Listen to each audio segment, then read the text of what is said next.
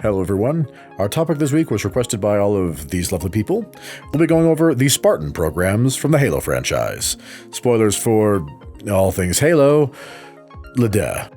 So, the Spartan programs are humanity's super soldier programs from the Halo universe.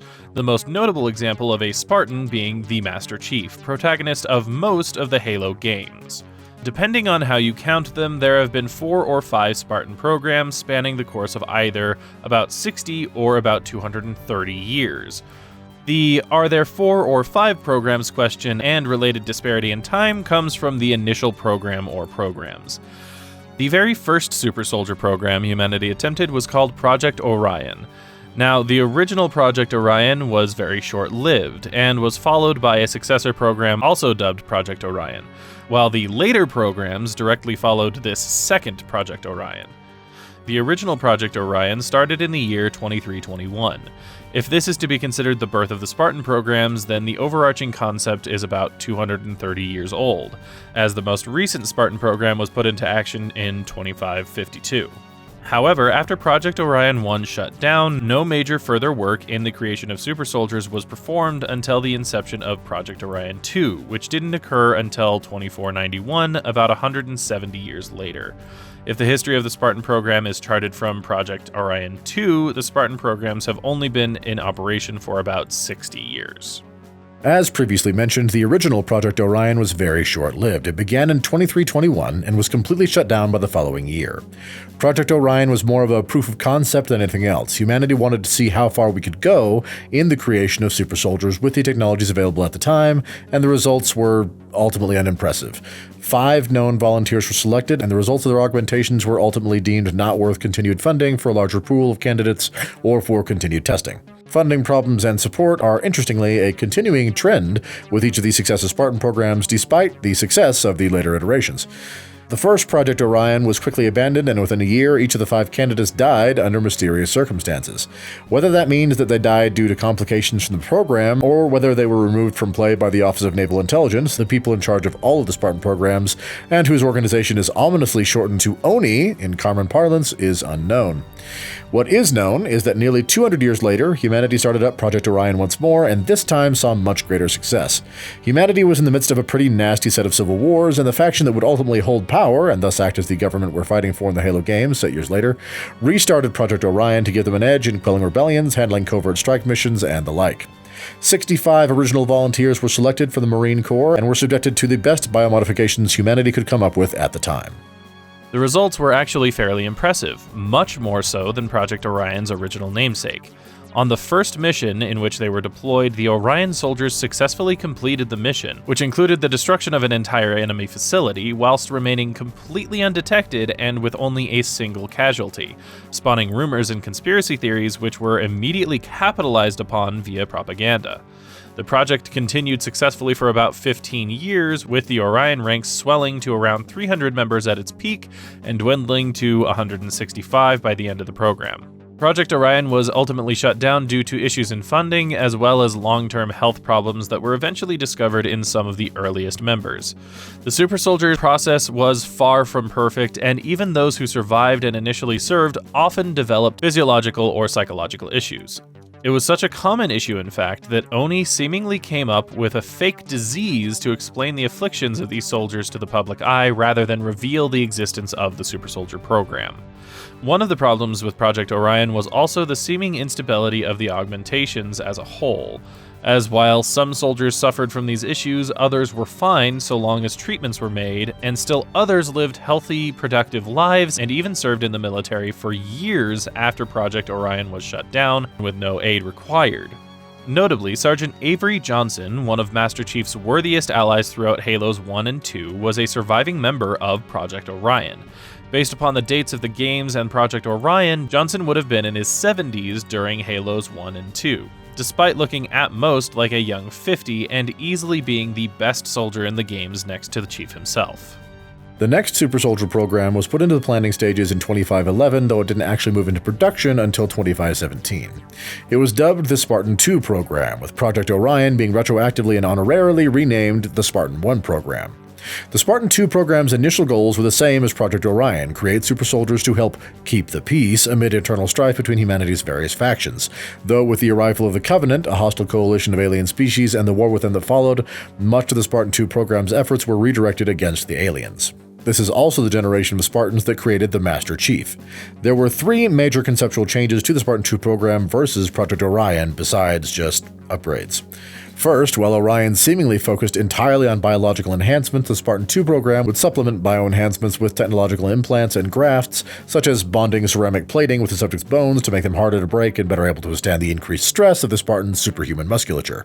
Second, the entire Spartan II program was designed with the intention of outfitting every Spartan with Mjolnir armor, highly advanced suits of power armor that linked with the Spartan's neural system for even further increased performance, while essentially offering the full protection of a tank, while having the added benefit of being capable of housing a fully functioning AI for even further enhancement of a Spartan's abilities. Last and most questionably, the Spartan II program would begin with children. After careful study, it was determined that one of the key failings in the genetic manipulation of Project Orion's candidates was caused by the relative stability of adult physiology. Despite treatments, many of their bodies rejected the modifications forced on them, meaning many of the problems and nearly all instability of the Orion designs could be solved through a combination of choosing younger candidates and selecting candidates with specific gene markers indicating that they were more likely to take well to the genetic and surgical alterations. To that end, the Spartan II program spent several years analyzing health data available through public health programs to select suitable genetic candidates of roughly 6 years of age. By 2517, they began taking candidates. Though originally slated to take 300 applicants, by the time they got around to actually acquiring the children, their funding had been cut and they ultimately selected only 75 children. Across human-controlled space, 75 6-year-old children were abducted and replaced by Flash clones in order to cover up the project's existence. Due to complications inherent in cloning technology, the clones would eventually weaken and die of seemingly natural causes, thus avoiding any suspicion. The children lived and trained in a black site until they were about 14 years old. During this time, they were given high-level basic education, as well as training in military tactics and philosophy, all while being instilled with the importance of teamwork and their role in the defense of humanity. When they were about 14, they began undergoing the surgeries and treatments necessary to turn them into Spartan IIs. Each generation of Spartans is designated by their program number when differentiating them from one another: Spartan I, Spartan IIs, IIIs, etc. Of the 75 candidates, only 33 survived the augmentation process with full functionality. About 30 straight up died from complications, and 12 more were permanently crippled in some way. Those who died were cryofrozen in the hopes that something could be done for them later, as technology advanced, while the disabled members were shifted to other positions, usually inside of Oni. The 33 who survived, though, drastically exceeded all projections. They could, on average, lift objects 3 times their weight, run in the neighborhood of 30 miles an hour, function on very little sleep. Reaction speeds and eyesight were enhanced, along with baseline cognitive function, and that was all without the aid of the Mjolnir armor or AI assistance. Once they began acclimating to their new bodies, the 14-year-old recruits were outperforming seasoned veterans who were wearing power suits during training drills, while the Spartans wore nothing but cadet uniforms. It's also been specifically noted that all of these abilities would grow over time as their new superhuman bodies grew and matured into adulthood, though we have no broad-spectrum analysis of changes in adult Spartan performances after they left training. Like the Orion soldiers before them, the Spartan IIs had wild success on the battlefield, becoming legends among their fellow soldiers who would occasionally see them in action even before news of the Spartan II program went public. In fact, as a PR move to help raise morale, a directive was made that even if Spartans were confirmed killed in action, they were only ever listed as wounded in action or missing in action on after-action reports, to help sell the illusion that Spartans were invincible heroes fighting for humanity. Despite the PR and the admittedly impressive track record of the Spartans, years of war with the staggeringly large and significantly more advanced Covenant took its toll. By the end of the Covenant War, only about 14 of the 33 original Spartans are confirmed to still be in action. Though considering Black Ops, sketchy practices, and the fact that Spartans were only marked MIA during the war, that number has both increased and decreased several times over the years. The director of the Spartan II program was incredibly picky with her candidates, and thus between screening for proper age and genetic profiles and dwindling funding, no second round of Spartan IIs was ever put into production. Only 33 successful Spartan IIs were ever fielded. However, around and a little before the Spartan II program completely shut down in roughly 2531, the Spartan III program was initiated, and kept a secret from the Spartan II program's director. The Spartan III program sought to solve what were considered the two biggest problems with the Spartan II program: numbers and expense. By 2531, advances in technology meant that the Spartan II upgrades could be applied with slightly different methodology and a drastically reduced rejection rate. Children were still required for successful application of the super soldier procedures. However, with the ongoing war against the Covenant, candidates were instead chosen from orphanages, specifically those who had lost family against the Covenant, as this was considered a motivating factor. Advances in technology also meant they could loosen the genetic restrictions and begin modifications even earlier, with the Spartan III program using mostly injections and ingested substances that somehow permeated more easily and allowed them to begin as early as age 12. Resultantly, the first two waves of Spartan IIIs were comprised of 300 candidates, all of whom survived the treatment to become Spartans. Over 400 candidates had been chosen for each class, but the rest were weeded out before the augmentation process. Virtually no one died in the process of becoming a Spartan. The last class had a total of 330 candidates, all of whom were approved. The Spartan IIIs were put through training and education that was supposedly even more rigorous and intense than that of the Spartan IIs. However, as the intent of the Spartan III program was to mass-produce super soldiers, they were outfitted with mid-tier gear at best, much more impressive and durable than the average soldier's body armor, but a far cry from Mjolnir armor and related gear.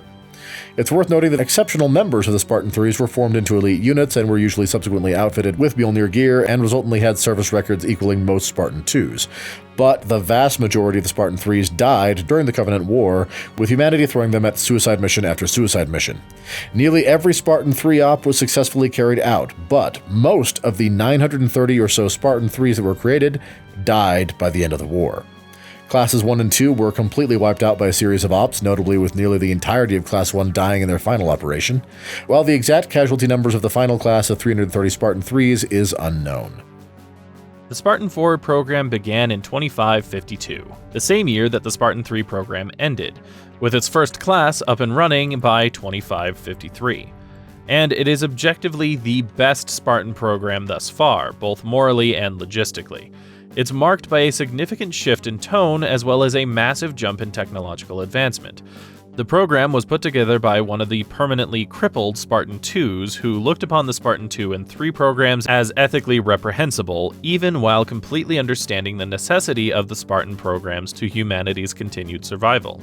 To that end, science has, at this point, allowed for the application of Spartan super soldier modifications to adults, albeit with reduced results, and as such, the Spartan IV program takes a leaf from Project Orion's book and recruits from volunteers in the military. Commanders in all branches of humanity's military submit candidates who are the best of the best, and thanks to advances in technology and a complete rework of how the super soldier augmentations are applied, there's a lot more technology and borderline cyborg action going on in the Spartan IV program than in the Spartan III program, for example. The Spartan IV program can focus almost entirely upon the service record and psych profile of a candidate, with little consideration to a candidate's genetic predisposition required. The final results of these Spartan IVs, however, while definitively superhuman, are notably weaker, slower, and generally lesser than the Spartan IIs and IIIs. However, advances in technology have allowed for the comparatively cheap mass production of a new, more advanced line of Mjolnir suits, which are much more potent than the older Mjolnir models used by Spartan IIs and IIIs, meaning that in a Spartan IV's Mjolnir armor, they function at similar levels to Spartan IIs and IIIs. That being said, this presumably means that Spartan IIs and IIIs in the newer Mjolnir armor could be that much more impressive. The first wave of Spartan IVs was a class of 145 candidates, seemingly all with the virtually guaranteed success rate of the Spartan IIIs, and since already trained soldiers can be selected rather than needing to wait years in between classes for children to grow into slightly older children, the next class was pushed through very quickly and was several times the size, though like all previous Spartan programs, these Spartan IVs are trained and drilled relentlessly. In fact, the success of the Spartan IV program has been so well received that the head of the Spartan IV project was able to create Spartan Operations, an entirely separate branch of the military not unlike a nation's Navy or Air Force. Nearly all Spartan agents and operatives are now run primarily through Spartan Operations. though a handful of individual Spartans or teams that have historically worked under previously existing military branches, particularly Black Ops units and the like, remain firmly under the direction of their pre-existing commanders. All other Spartans, however, have been rolled under Spartan operations jurisdiction. Many remaining Spartan IIs who have already been training new generations of Spartan IIIs now work under Spartan operations. Similarly, any active Spartan IIIs were given the option to be folded into Spartan operations ranks, while all Spartan IVs are automatically trained under Spartan operations jurisdiction. Hopefully, this is the beginning of a bright future for humanity as a whole, and for the Spartans in particular, who have fought a long, hard road just to live through their training and whose sacrifices should not be forgotten. And that's basically the Spartans, super soldiers of the Halo franchise. We hope you enjoyed this video. If you did, please leave us a like and share it with someone you know might like it. If you have ideas for videos you'd like to see in the future, do like all of these lovely people and let us know in the comments down below. If you'd like to see more videos, hit that subscribe button, and if you'd like to see our Let's Plays, follow the link in the description and subscribe to our Let's Play channel. In the meantime, this has been True Masters and Morons signing off.